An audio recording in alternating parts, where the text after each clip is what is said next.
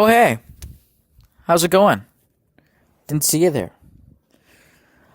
My name's Gabe, and welcome to the first episode of Music Madness, where we cover music and all sorts of maddening things. Today's episode is very special since it's the first one, and it's going to be about a topic that I really am passionate about. It's a group that I really care about. And, yeah, let's hop right. Picture this. It's New York. There's something in the air.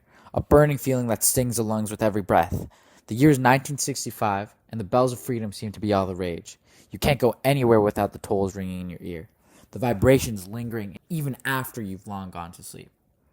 This is the year of revolution. This is a year of change. The year in which one of the most important acts of change would actually happen. Specifically in the world of music.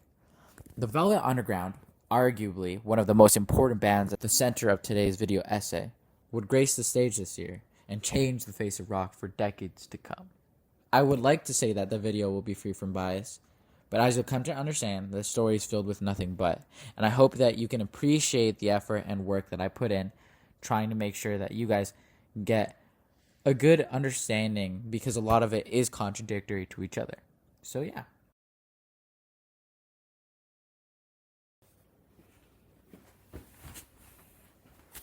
Let's start off at the top. And the Velvet Underground's short and sweet run began in 1964. Lou Reed had met Sterling Morrison a few years earlier in 1961, while both were attending Syracuse University, but nothing had come out of it yet. Reed then started working at Pickwick Studios as a studio songwriter, where he then met John Cale, two of which would quickly become good friends while working on a song dubbed The Ostrich together, eventually leaving the studio to start playing and making their own music.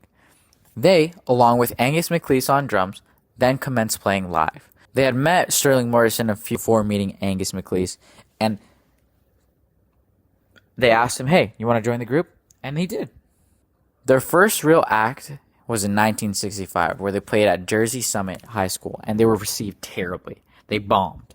Total crowd stopper. This was when Angus McLeese was replaced by Moe Tucker. Morrison and Reed had actually first connected because of Moe Tucker's older brother, while Reed was working at his university's radio station and decided to go downstairs and borrow some records from Morrison's and Reed's mutual friend, aka Moe Tucker's older brother. This is when they began constantly playing at a club called Bazaar. They were stated to have hated it, though, playing to simply tourists and drunks. Luckily, though, Warhol had started to dip his toes outside the world of simple visual arts. He had started to experiment with film and music, and while paying a visit to Bazaar, he had finally run into Reed in the underground. Warhol quickly liked the underground and contracted them to play his clubs, and play they did. Their tough sound was captivating and real, often playing in front of Warhol's art films in his dark and seedy nightclubs, filled with misfits and outsiders. They became the ordinary and the norm under the sounds of the underground.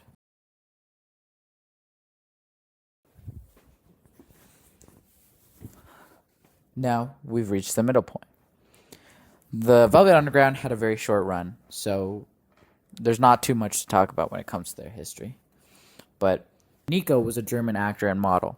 After a supposed conversation with the one and only Jim Morrison of The Doors. If you don't know who they are, I don't know what you're doing on this video. But anyways, she had decided that she had wanted to try her hand at creating music. Through the numerous mutual connections she had within the arts industry, she managed to get it connected to Warhol, who at the time had freshly hired the underground. Before meeting the group, though, she had decided to meet the one and only Bob Dylan, another extremely influential New York musician on a real rise at the time, who also influenced Reed's and John Cale's original sound. Before this, though, Nico had released a pop album, and it did not gain too much notoriety at the time. That did not go well, and afterwards she was quickly introduced to the underground, who had, as previously mentioned, been freshly acquired by Warhol. Warhol pushed Nico into the group, thinking she would have provided a more easily sellable element. After a rocky and terribly received tour in California and constant shows at Warhol's club, aka The Factory, they were starting to lose their plot, I'm not going to lie. They had decided to finally produce a full-fledged album, thus being known as the infamous self-titled album, The Velvet Underground, plus Nico. Despite the protests of Reed, and really the entire band, Nico was shoved into this project, and the band entirely. Songs like Sunday Morning, Femme Fatale, and I'll Be Your Mirror were mainly included so that she could serve some part in the actual band. The album alone is one of the most important albums to music history, and most current genres of rock can be traced back down to it. It featured songs like Heroin, Run Run Run, and Venus in Fur, Heroin being my personal favorite. Songs that covered the hedonistic lives of sex and drugs found common within the underground, and I do not mean the band. The album featured a phallic-shaped pink banana underneath a peelable banana sticker. It was extremely indicative of the attitude and point of their album in general. It was rock and roll in its purest form. Sadly, the album had little to no success. Reed then went on to fire Warhol for many various reasons, one of them being the band's general public reputation. They felt that they could reach a larger audience, a more rock and roll audience, without the association with Warhol. The Underground then went on to create their second album, called White Light/White Heat. After this, though, Nico went on to leave the band. Much like the previous album, it was just as gritty and dirty, with songs like Sister Mary being pure, unadulterated noise. Apart from barely having a part in the band's creation, and not entirely contributing to the band's overall sound, Nico felt like an outsider. And rightfully so. No one in the group really wanted her, and it was for numerous amounts of reasons. In part because she was often considered an attention hog, oftentimes trying her best to become the center of attention, which made no sense considering her minimal involvement. There's also something to say about Cale's sexism, who was very against the idea of having a girl in the band, despite Moe Tucker being in it, and despite just the pure idiocracy of that.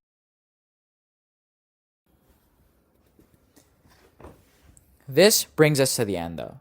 Cale surprisingly followed Nico's suit, though, and after their second album's release, promptly left.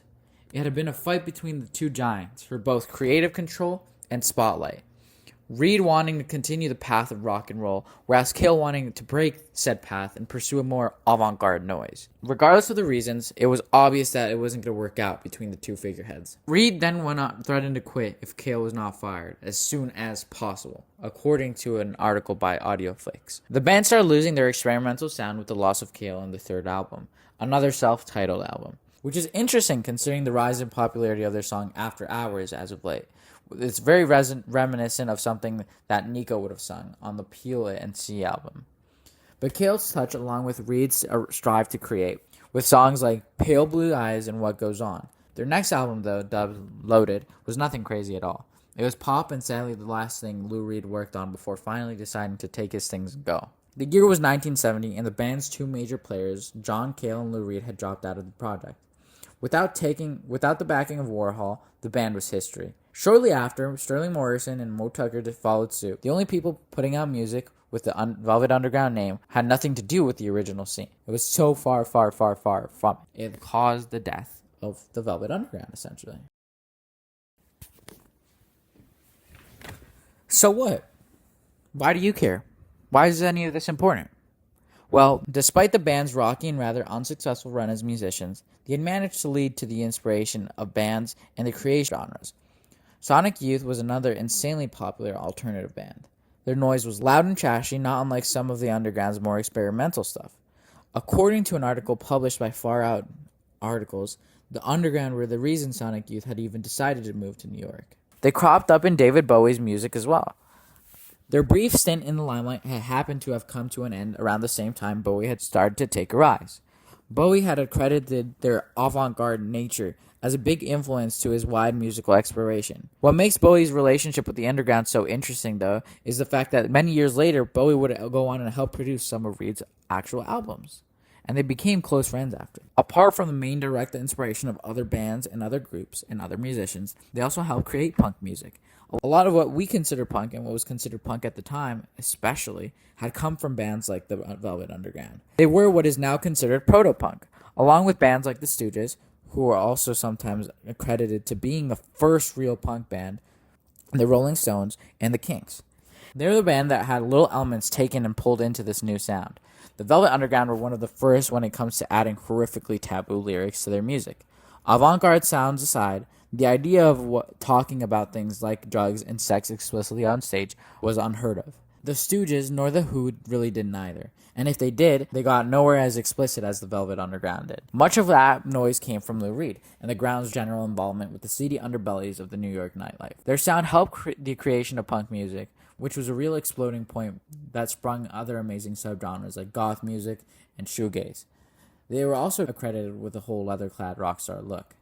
Without them, much of what we like today and much of what we listen to today would really not exist.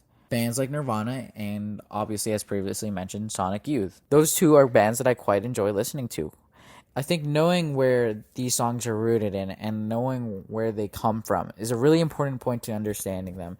And if you really, really like music, I really definitely recommend you check out the Velvet Underground. Their stuff can be a little less accessible upon first listening, but once you really get into a groove with them, they really manage to scratch a part in your head that, like, no other band can, just because every band is kind of them, you know?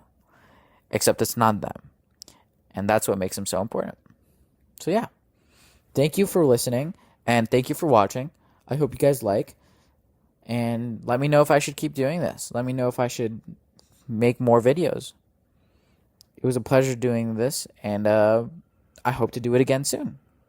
Thank you, and goodbye.